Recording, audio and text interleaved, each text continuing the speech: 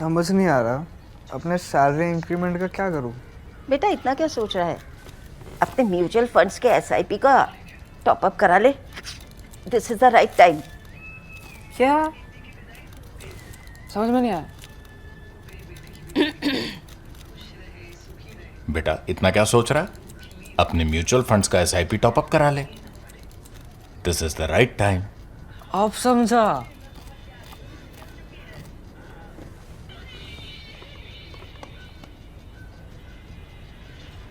Mutual fund investments are subject to market risks. Read all scheme related documents carefully. Even as the relationship between India and President Donald Trump's America has deteriorated sharply, New Delhi has been reaching out to rebuild its fraught relationship with China. Prime Minister Narendra Modi will be at the summit of the Shanghai Cooperation Agreement at the end of the month, where he will likely meet China's President Xi Jinping. Last month, External Affairs Minister S. Jaishankar was in Beijing making a cautious effort to bridge the gap that has opened up between the two countries since the Galwan Valley clash in 2020. Things have improved along the line of actual control since a patrolling agreement in 2024. And that's opened the way for a string of efforts to take the relationship forward.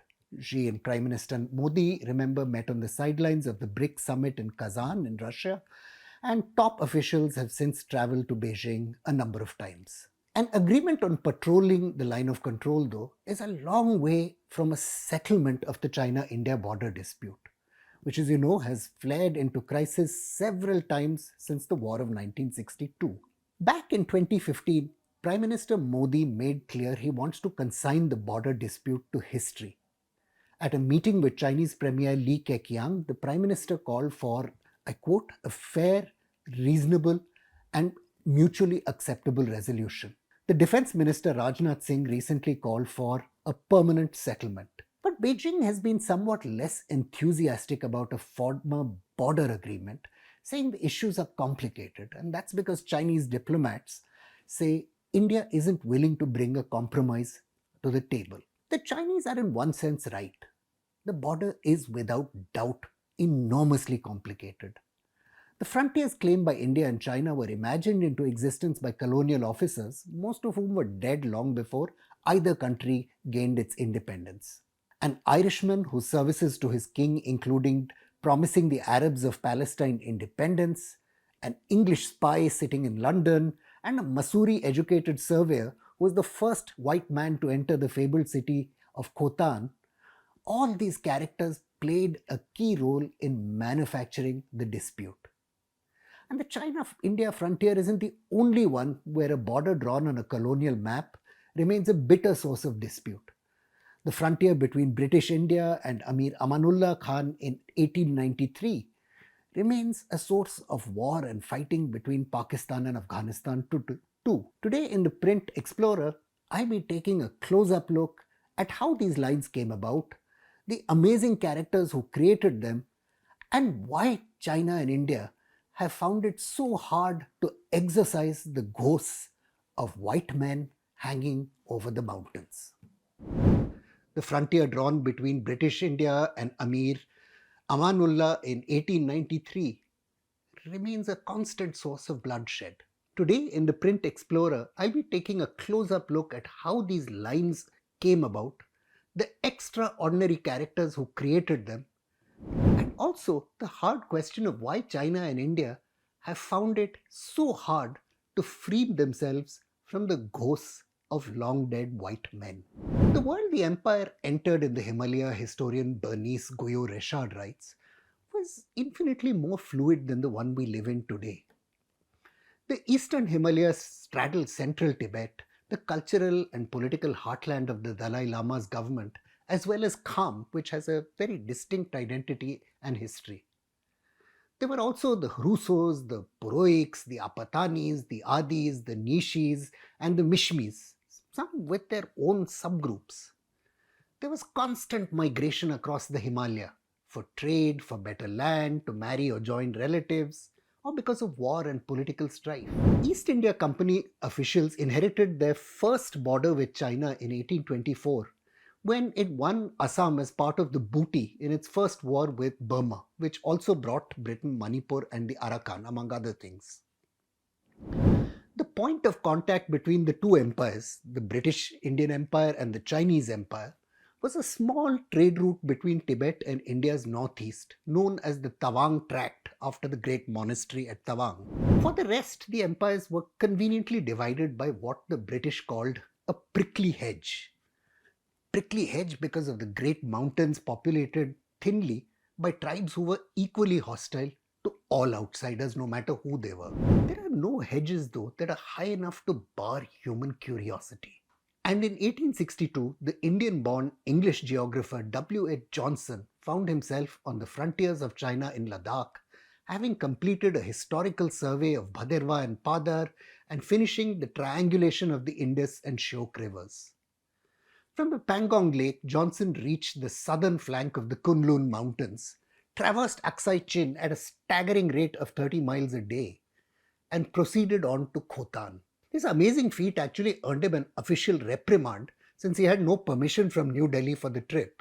For his part, Johnson claimed he had received an invitation from the Khan of Khotan, which he could not politely decline. London reacted to Johnson's journey with delight, though, even if bureaucrats in India weren't that thrilled. Johnson had discovered that the Khanates of Central Asia were in full-blown rebellion against Beijing's authority. The chaos in the region, one observer noted in a discussion at the Royal Geographical Society in November 1866, meant Beijing was, I quote, not in a position to keep up those restrictive regulations on the Indian frontier which had hitherto paralyzed commerce. He expected that very shortly there would be complete free trade between India and Central Asia. Even though London's visions of soon trading in Khotan's gold, jade and carpets for tea from Assam never materialized, it would do something else: give British India another border with China. The pioneering work of Johnson established the border of Kashmir stretched from the eastern edge of the Changchenmo Valley along the Kunlun. The work of scholar Dorothy Woodman shows that Hung Ta-chen, a senior Chinese official accredited to the Russian court at St. Petersburg, provided a similar map in 1893, showing Aksai Chin to be part of Kashmir and placing the border of Xinjiang along the Raksam River. The maps produced were not very precise, and in 1888 authorities in Ladakh requested a clear demarcation of the border from the colonial foreign department. But nonetheless, perfect or not, these maps made for a usable template. Far from the mountains, meanwhile, military officials in London were starting to think about what might happen should a war break out in the region. The second son of a vicar who had won prizes in Hebrew and mathematics, Major General Sir John Charles Ardagh, had enjoyed a long and illustrious military career which took him through America, Egypt and much of Europe. Among other things, Ardagh had helped negotiate the fraught border between Turkey and Greece. The autumn of 1888 saw Ardagh become private secretary to the Viceroy of India, Henry Petty Fitzmaurice, the Marquis of Lansdowne. The empire was by this time beginning to become very worried that an implosion of Imperial China might lead to Russian intrusion into Central Asia and end up bringing it into collision with India. To Ardagh, it seemed the line Johnson had drawn was indefensible. It cut across too many mountains and rivers and wasn't really militarily useful. He thus proposed a modified version running along the crest of the Kunlun Mountains north of the Yarkand River. You can see that in Gazette maps that the British issued in coming years. Even though the feared Russian attack never came and the last Chinese emperor was overthrown by Republican nationalists in 1911, this modified Johnson-Ardagh line came to be officially adopted by the British as their border in Ladakh. For its part, China also seems to have accepted the line. From 1917 to 1933, the official Postal Atlas of China published a border running through the Aksai Chain very similar to the Ardagh-Johnson line. The Peking University Atlas published in 1925 also put Aksai Chain in India. The question of possession, though, as everyone knows, isn't exactly the same as having title. Even though Aksai Chin was part of Kashmir on the map, very few Dogra officials had traversed the region in the decades before independence, let alone maintain military control over it. The very first map of independent India, the States Commission report, showed only a wash of color where Ladakh and Himachal Pradesh are today, with the words border undefined. Large parts of the border with Tibet in the east, the map noted, were also undemarcated. So there might have been a border, but nobody had actually been there to establish it on the ground. From at least 1950, reports began to come in from India's official representative in Ghatok, Garpon Marlampa, that People's Liberation Army troops were marching through Aksai Chin on their way to Xinjiang, or the new province. Likely, the historian Karnakar Gupta suggests, the government of India chose to maintain a discreet silence on this issue, keeping in mind that the international status of Kashmir was still disputed and a referendum had been promised. The conversations between Foreign Minister Shu Enlai and Prime Minister Jawaharlal Nehru, Gupta notes, were confined to southern Tibet, or what we call today Arunachal Pradesh.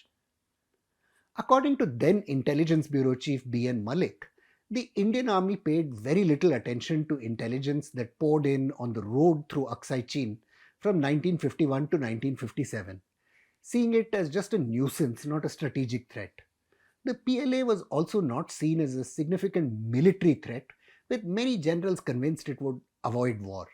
Today, many experts believe China would then have accepted a deal that gave it Aksai Chin, which was strategically vital to build the roads that connected the rest of the country to Xinjiang, in return for accepting India's claim to Arunachal Pradesh, including Tawang. That's quite possibly true. But then there was the legacy of another line drawn by a Shimla-born Irishman, the third generation of a family which had served the East India Company since pretty much its earliest days in India. East India Company officials, you see, pushed by Governor General Warren Hastings, the famous guy who was then impeached for corruption, had begun to explore trading with Tibet in the 18th century. England was seeing a surge in demand for commodities from China, the historian Vibha Arora has shown. But the restrictive trade practices of China made meeting that demand very difficult. Tibet seemed a possible alternate route. Traders and mendicants and bandits had long profited from the great chains of trade linking the plains with Lhasa. And the East India Company, the biggest bandit of all, wanted in to this profit. There are high odds Vincent Arthur Henry McMahon, growing up in a Shimla awash with traders from Tibet, had heard stories about its romantic significance from his father, Lieutenant General Charles Alexander McMahon, who had served as commissioner of both Lahore and Hisar. Lhasa had long had a special place in the imperial British imagination as, Shangri-La in the mountains. The young military officer George Bogle succeeded in establishing diplomatic contact through a mission in 1774, though he was not allowed to enter the city itself. In 1783, another East India Company official arrived, the historian Luciano Petek records, bearing gifts marked from the Bada Sahib. Fine earrings of coral, a clepsydra functioning with particles of gems, that's a kind of mechanical watch, spectacles, 2 pieces of special Russian cloth, silver cups full of nutmegs and cloves. I'm guessing the Tibetans were pleased with the gifts, but they weren't biting, not just yet. Then in 1878, the great Bengali spy Sarat Das, who worked for the British Indian Intelligence Service, made his way past the Western Flying Medicine Monastery Nung Mang Din through the forbidden frontier of Tibet, disguised as a Hindu mendicant. He found that Chinese authority had collapsed, with the police exercising almost no on-ground authority. The local economy was disintegrating as well, with the authorities seeking to obliterate the distinction between real silver and debased coin. Feudal Tibetans of the monasteries held real power. Local criminals, their eyes gouged out, wandered the streets in chains, begging for food. Late in 1881, Sarat Das returned to Tibet, this time along with a white official, Coleman Macaulay. The exposure of Das's role as a British spy would have hideous consequences, Lawrence Waddell recorded in a contemporary memoir in 1905. The Tibetans who had helped Das earlier, thinking he was a mendicant, were imprisoned for life. Their servants, Waddell wrote, were barbarously mutilated, their hands and feet were cut off, and their eyes gouged out. Fed up of these endless trade negotiations on Tibet and the fact that the Chinese were unable to enforce them, the British now decided to deal with the Lamas on their own terms. First, the Dalai Lama, who was deemed to be leaning a little too much towards St. Petersburg and the Russians, had to be taught a lesson in colonial power. Led by the famous adventurer France's young husband, Imperial British troops captured Lhasa. Tibetan soldiers who had been armed with magical amulets by their lamas, said to be able to ward off bullets, were simply butchered. Following a treaty with the Dalai Lama, Britain won the right to maintain a military presence in Lhasa-controlled territory and to build a network of rest houses, trading posts, and even a telegraph line. The telegraph line and trading posts were pleasant enough prizes, but all the sides understood the stakes were higher. The real business at the conference organized by Henry McMahon in Shimla in 1914 was this. The British wanted the Chinese out of Tibet, a regime change that would undermine whatever remained of Beijing's authority. This end the Tibetans welcomed, but they did not want to see the Chinese simply replaced by Great Britain.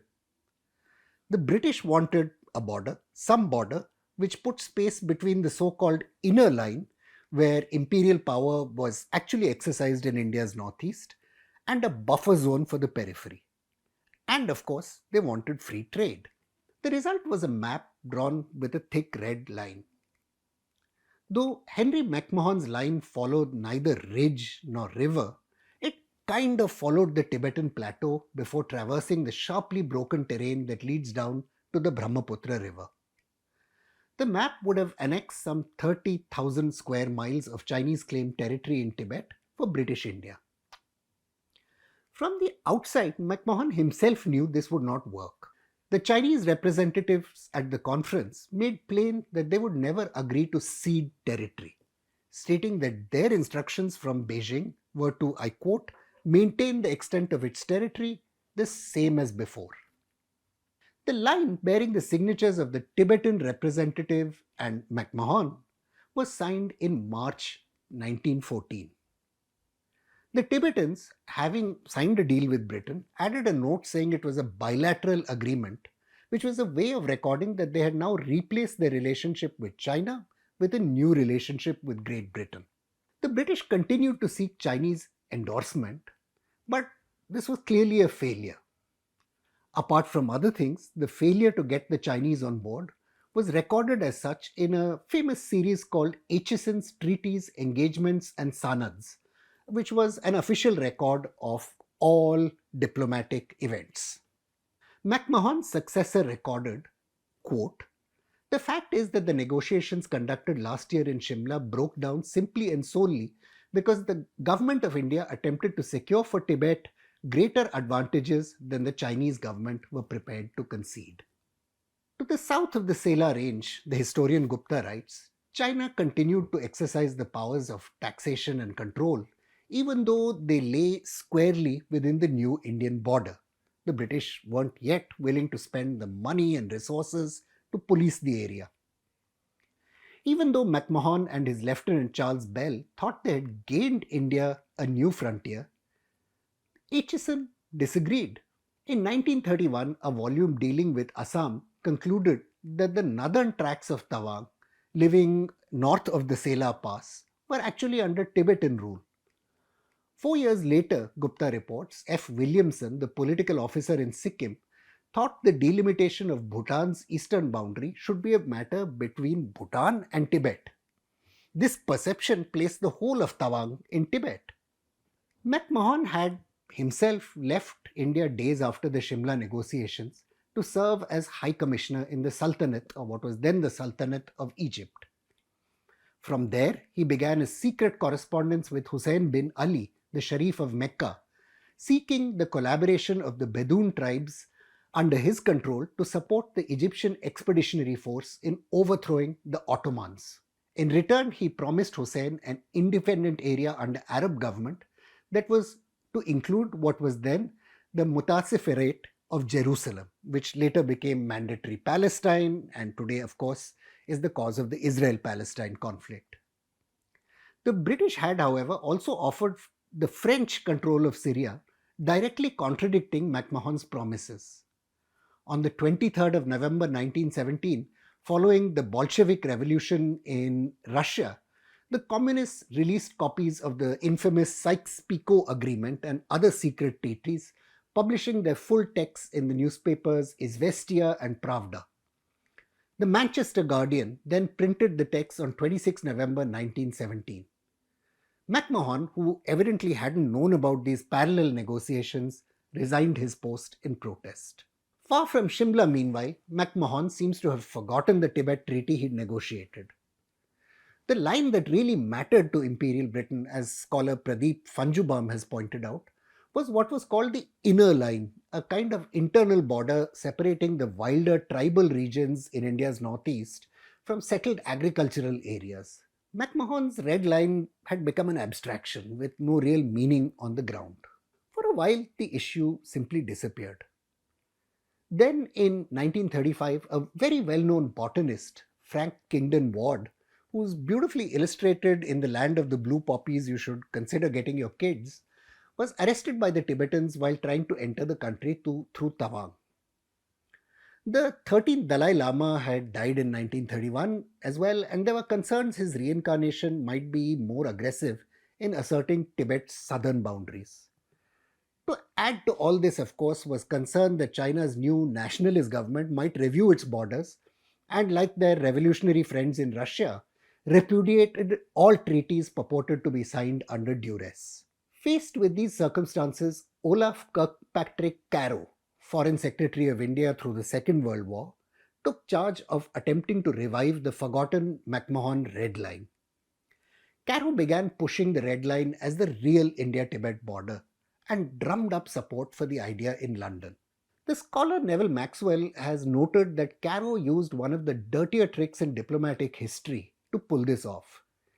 He arranged for 60 new copies of volume 14 of Acheson's to be printed in 1938, but bearing the original 1929 date in which the Shimla Treaty was recorded.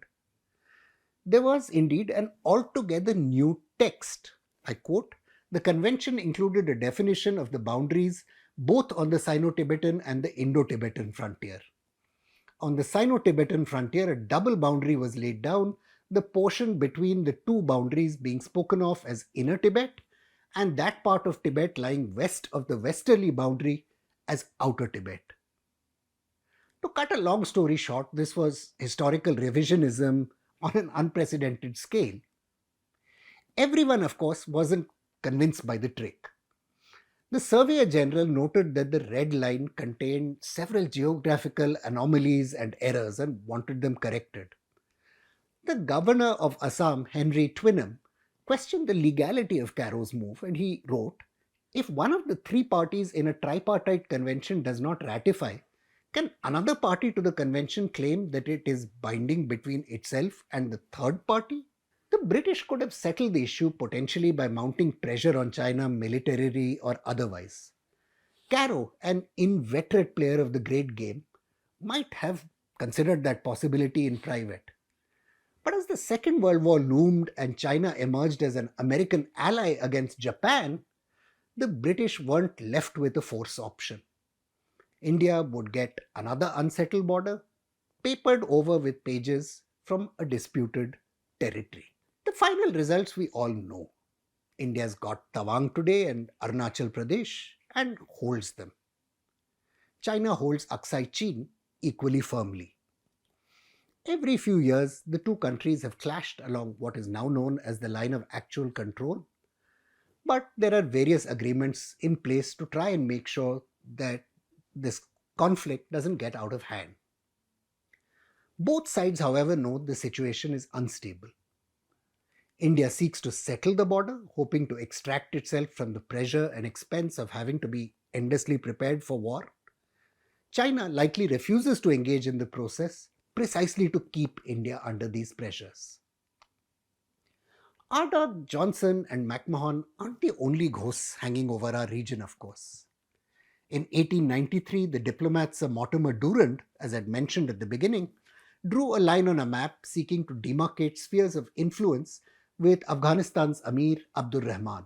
The treaty was only signed after the British bombed Jalalabad in 1919, though. The Durand line cut through Khyber Pakhtunkhwa, Balochistan, and the contested region of Gilgit-Baltistan in Pakistan-occupied Kashmir. It tore apart communities and tribes, even villages, creating an endless basis for conflict. Though it is recognized as the international border between Pakistan and Afghanistan today, no government in Afghanistan, not Republican, not Communist, not the Taliban, recognize it, nor do most Pashtun parties. Friends sometimes ask me why history is so important. It's because this story teaches us it lives on in what we do, whether we like it or not. It's like the ghost in the haunted house that just won't go away.